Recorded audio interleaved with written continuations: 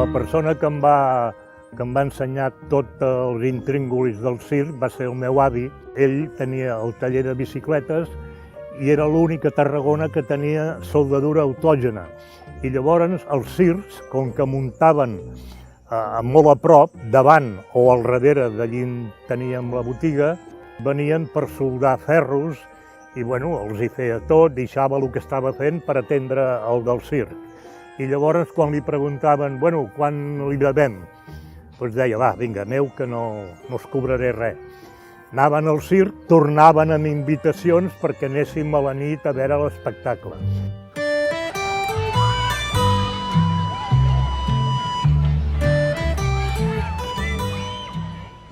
Quan jo era petit no hi havia ni televisió ni internet i la gent tenia només la falera d'anar al circ. Al circus hi havia grans cues i feien funcions, 2 funcions al dia i a vegades 3. I tenia que vindre la policia a posar ordre a les cues, això ho he vist jo.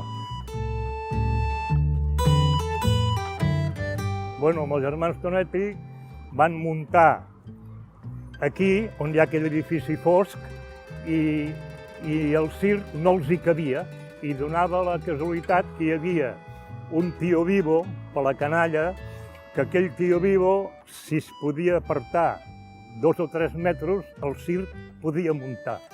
I va vindre ell també i li vaig dir, mira que tenim aquest problema de 2 metres. Acabar de dir això, el fill d'ell i ell, del tio vivo, i el van muntar 3 o 4 metres més cap a l'esquerra i el circ va poder muntar. Vam tindre la concessió d'una gasolinera, ja vaig treballar a la gasolinera amb el meu pare, amb el meu avi, amb la meva mare, amb la meva àvia, tots treballàvem a l'empresa familiar, diguem-ne. Després hi ha un quiosc de diaris, agafo jo, i un dia vaig decidir deixar-ho tot i anar a fer de pallasso, a veure què passava. La xispa va ser que l'Associació de Mares i Pares vam organitzar un festival al col·legi de les meves filles i el Josep Maria Sabater i jo vam fer un duo sense ensejar res i vam actuar 10 minutets. I jo vaig veure que la gent, les monges, les mares, els pares, tothom reien i vaig dir, ojo!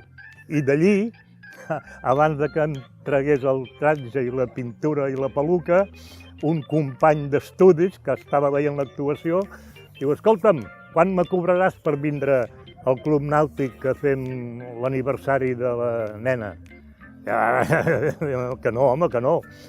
Perquè em digués que no, li vaig dir, en aquell temps, l'any 80, 5.000 pessetes. 5.000. I en portava 1.000 i diu, té, 1.000 de paga i senyal. El problema va ser com arribo jo a casa i li dic a la meva dona que el dissabte tinc que anar a actuar al Club Nàutic sense saber què tinc que fer.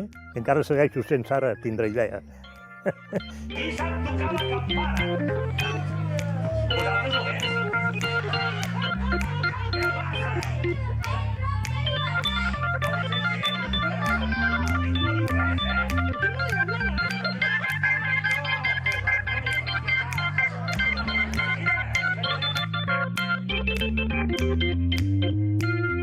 Vaig començar a fer fotografies perquè en un viatge que van fer els meus pares en moto a Suïssa, al tornar, al passar per França, me van comprar una Kodak Retina molt maca i aquella càmera jo era el japonès de la família perquè feia fotografies de tot. I aquí va començar, no? Arrel que vaig fer unes fotografies amb el circ, un circ modestíssim d'un amic meu, el senyor Marton, Bruno Marton, i vaig fer un reportatge d'aquest circ i llavors se'm va acudir enviar-lo a Itàlia amb una web molt important que hi ha de circ, que es diu Circus Fans.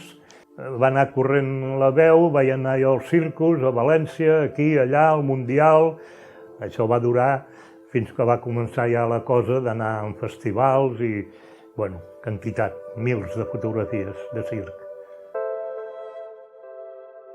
He aconseguit veure el Charlie Rivel, pallassos de molt de prestigi, bueno, els Tonetti, els Muñoz, amb el tema de la fotografia doncs encara molt més, amb el David Larible, el Rastrelli.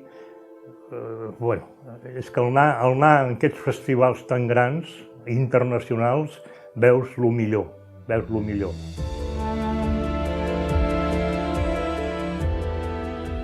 El que no vaig aconseguir com a actuació de pallasso a la pista d'algun circ i fer gira i tot això, i gràcies a la fotografia, doncs ho he aconseguit bastant a tindre un nivell a nivell mundial de l'apreci i la consideració de grans artistes. Això sí que per mi ha sigut